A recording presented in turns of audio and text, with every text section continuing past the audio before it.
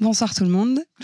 Donc moi je suis Noémie Monnier, je suis l'éditrice du magazine Baïka qui est à Montségur en Gironde. C'est un magazine dont on va fêter les 10 ans à la fin de l'année, qui a été créé dans le 93 à Montreuil il y a 10 ans et qui est en Gironde depuis 4 ans.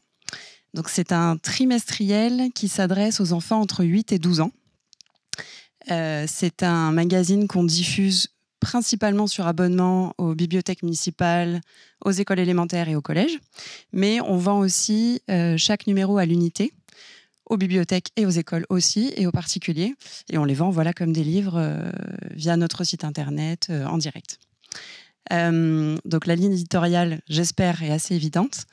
L'idée, c'est d'éduquer les enfants à la diversité culturelle. Donc en fait, chaque numéro de Baïka, donc en vrai, il ressemble à ça. Je vous en ai mis sur la table pour ceux qui veulent des services de presse. C'est à chaque fois une 50aine de pages qui sont conçues comme un guide culturel sur le pays.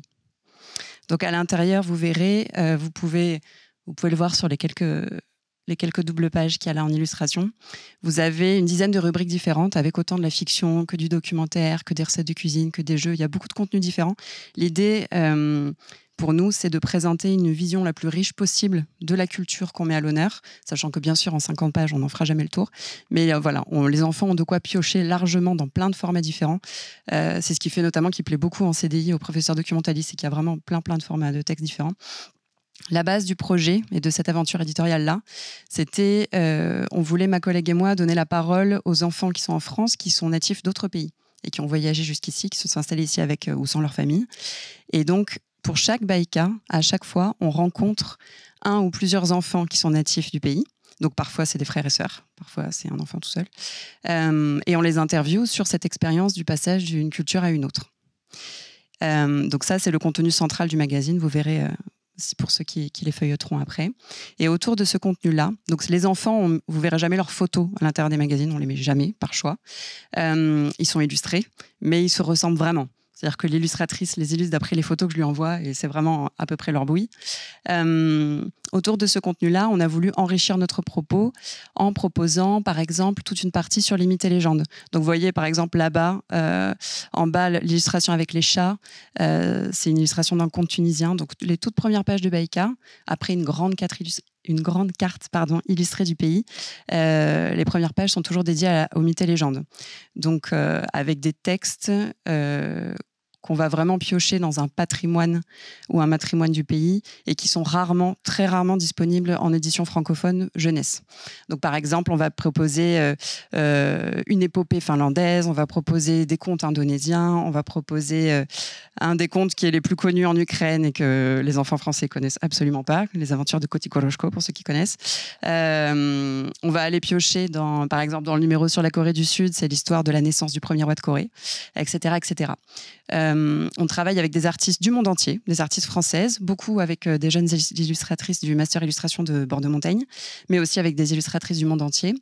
On travaille nos contenus en partenariat avec les institutions culturelles de chaque pays. Par exemple, le numéro qu'on a fait sur Taïwan, on l'a fait avec le Centre culturel taïwanais de Paris. Tout ça pour vous dire qu'on travaille main dans la main avec des spécialistes de chaque culture qui relisent nos contenus, etc., etc. On propose autour de ce travail-là beaucoup d'activités d'éducation artistique et culturelle. On anime plus d'une centaine d'ateliers par an en France. Donc moi, j'anime des ateliers en Nouvelle-Aquitaine. D'ailleurs, j'en ai fait chez quelques-unes d'entre vous ici. J'ai une collègue qui anime des ateliers en Bretagne et une autre en Île-de-France. Nos ateliers sont aussi pour des enfants entre 8 et 12 ans et vont piocher dans toutes les thématiques qu'on traite dans la revue. Donc, où ça va être des ateliers sur les mythes et légendes, ça va être des ateliers, ça peut être sur l'architecture, sur certains traits culturels particuliers. Par exemple, le mois prochain, j'en fais beaucoup sur le Dia de Muertos au Mexique parce que c'est la saison. C'est des ateliers qu'on anime en bibliothèque, en école élémentaire et en collège. Et on fait aussi des projets à plus long terme avec les enfants sur plusieurs mois où on crée des jours. Par exemple, là, pour la CDC pour le Libournais, je vais réaliser un journal avec 6 classes de 6 écoles différentes élémentaires autour des pays du Nord. Voilà, par exemple. On fait vraiment beaucoup d'ateliers.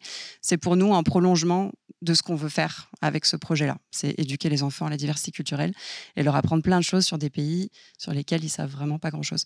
Je reviens sur la diffusion. On peut vraiment acheter chaque Baïka à l'unité aussi. Je sais qu'on a plein de bibliothécaires qui ont pas la possibilité forcément de prendre un nouvel abonnement à périodique, mais qui vont piocher pays par pays pour compléter leur fonds géographie. C'est possible aussi, pour les écoles bien entendu également. Voilà, je crois que j'ai fait le tour. Merci beaucoup.